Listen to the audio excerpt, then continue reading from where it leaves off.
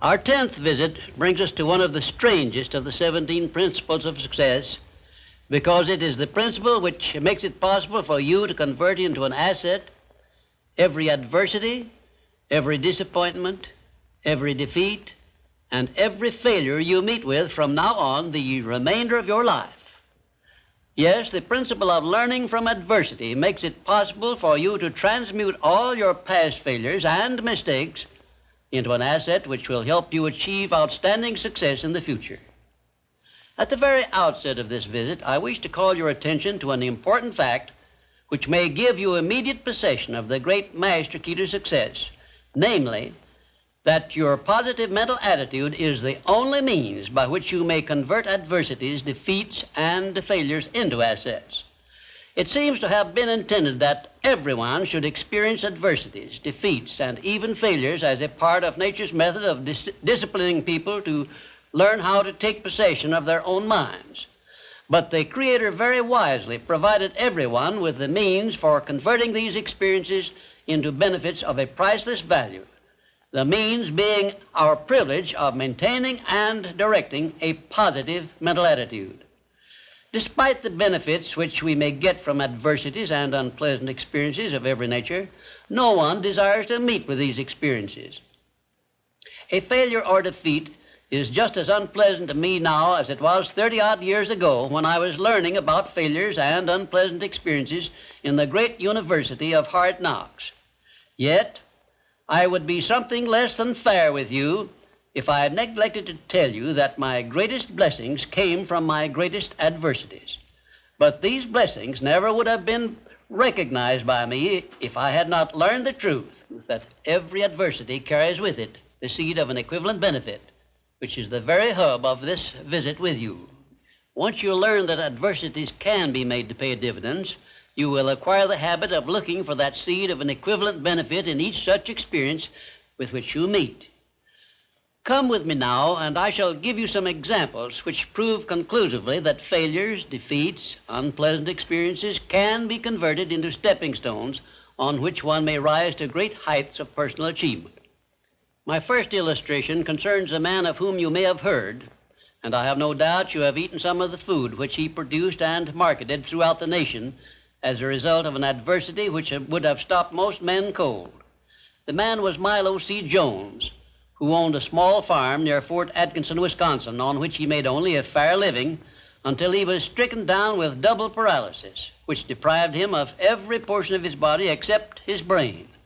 In this hour of his greatest adversity, Milo C. Jones used his mind, took possession of it for the first time in his life, perhaps, and out of that mind came the idea of raising hogs and converting them into little pig sausage. And on that same farm where previous to that adversity he made only a mere living, he found the seed of an equivalent benefit that compensated him for the loss of the use of his body and lived to see little pig sausage yield him a huge fortune. Isn't it strange that so often people have to be cut down by failure and defeat before they learn that they have minds capable of mastering all of their problems? Isn't it strange why Milo C. Jones did not discover the little pig sausage idea while he had a sound body? My next illustration is based on an adversity of a man whom we all know because he was President of the United States, and his name was Franklin D. Roosevelt, who was stricken in the prime of his life with polio, which destroyed the use of his legs. Instead of sitting on a street corner with a tin cup and some lead pencils, as many another might have done under similar circumstances, Franklin D. Roosevelt transmuted his affliction into a buildup of his self-reliance and lifted himself to the highest position available to mankind anywhere on this earth, got that position and held it until he passed on, held it longer than had any previous president. Verily, I tell you with all the enthusiasm at my command, that you may find in your adversities the necessary challenge to inspire you on to success such as you never would have known without these experiences. I do not suggest that you look for adversities or expect to meet with them, but if you do so, just remember not to fear them. And instead of brooding over them, as most people do, let me suggest that you be different. and convert them into stepping stones on which you may rise to whatever place in life you have set for yourself. 3. My next illustration is based on you and all the adversities and failures you have ever experienced. I shall not go into details because I do not know the details of any such experiences you may have met with, but this much I do know. I have brought to you in this visit the means by which you can convert all your past disappointments and all of your future adversities and failures into a seed of equivalent benefit. You can do this by the simple process of appropriating and putting to your use the 9 success principles I have given you previously. If you do not remember these 9 principles, write to me and I will tell you how to get copies of them. Right here, may I remind you of the great importance of following the principle of a positive mental attitude, because this is the principle you will need most in converting unpleasant experiences into assets. 4. My next illustration involves a very intimate personal experience of my own, which began when my mother passed on. I was 8 years of age. I know that the loss of one's mother at any age usually is regarded as an irreparable loss which offers no possible benefits. But even in the loss of loved ones, we may find that there is a seed of an equivalent benefit. I found that seed in one of the most wonderful persons I have ever known when my father brought home my new mother. It was she who inspired me to prepare myself for the opportunity I was to receive later in life when I met Andrew Carnegie and received from him the commission to organize the world's first practical philosophy of personal success.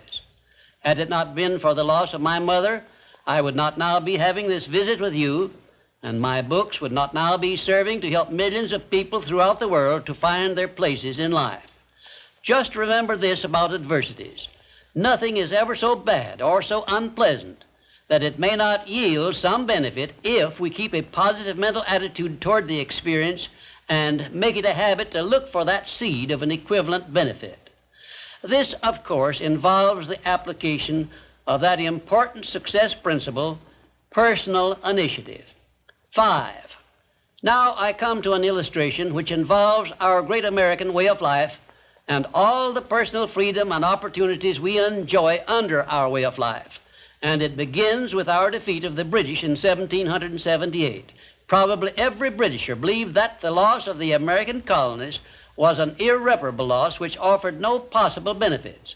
Yet you and I know that if we had not defeated the British and made ourselves rich and powerful, the British Empire probably would have been wiped out in World Wars I or II. We know also that although the British Empire survived those 2 wars, it was our financial help which saved the British from starvation and bankruptcy. So, today, every Britisher should give thanks for the defeat of Lord Cornwallis's armistice, because that defeat finally became the means of survival of the British Empire. 6. My next illustration brings us face to face with an adversity which involves you and I and every other person now living. An adversity from which we have not as yet availed ourselves of that seed of an equivalent benefit which is to be found in all adversities. I have reference to the trend in this and all other countries to rob individuals of their rights of personal freedom, a trend which is in direct violation of the obvious purpose of the Creator to give every individual the privilege of freedom of thought and action. There is something definite you and I can do about this common trend to rob us of our rights of personal freedom. We cannot turn it back entirely by our individual efforts, but we can and we should do something about it where it affects us individually and where we know what we can do and how we can do it. Of course, you will ask, what can I do to influence a world trend? And I shall answer by saying there is something definite that you can do. You can refuse to accept this common trend and take full possession of your own mind, thus fulfilling your personal responsibility to your Creator. Remember those 2 sealed envelopes I mentioned in a previous visit. One of them is labeled Riches You May Enjoy by Taking Possession of Your Own Mind. Very well, you have a responsibility to yourself, your loved ones, your Creator, to take possession of your own mind and to direct it to ends of your own choice. This responsibility is yours and no one else can rob you of it or fulfill it for you. You also have a responsibility to your country, which has given you our great American way of life. Our great system of free enterprise, which is so designed as to provide one with every possible motive for taking possession of his own mind and writing his own ticket in life. We should remember that our benefits under the American way of life, like every other blessing we have been given at birth, is something we can retain and enjoy only by making the fullest and best use of it. It is definitely a part of the overall plan of the universe to give man the benefit only of those blessings he recognizes, embraces, and uses constructively. Tie your arm to your side and take it out of use, and nature rebels immediately by causing the arm to atrophy, wither, and become useless. Neglect to keep in contact with your friends and to cultivate them, and you lose them. Show indifference to the patrons from whom you earn your living, or the employer who pays your wages, and very soon you find yourself without a market for your services. It is an inevitable law of nature that you lose that which you do not use. And of course, this applies to the use of your own mind, the same as to everything else. And we who so often boast that we are citizens of the richest, the greatest, and the most powerful nation civilization has yet produced, will do well to remember this law, through which we lose that which we do not properly use. In this visit, I have brought you what may be a surprise or even a shock by introducing this great principle of profiting by adversity. If you are ready for this principle, you will embrace it at once, and never again, as long as you live, will you brood over unpleasant experiences without knowing full well that your efforts could be better employed by searching for that seed of an equivalent benefit which is available in those experiences. Now, before I conclude this visit, I shall give you this assignment, which, if you carry it out sincerely, may well bring you a new birth of opportunity such as you never dreamed of experiencing. Go back into your past experiences, study each adversity and failure you may have experienced, and look for that seed of an equivalent benefit you had not before discovered, and you may find yourself richer than you believed yourself to be. And now, until our next visit, just remember, nothing can be called failure until you accept it as such.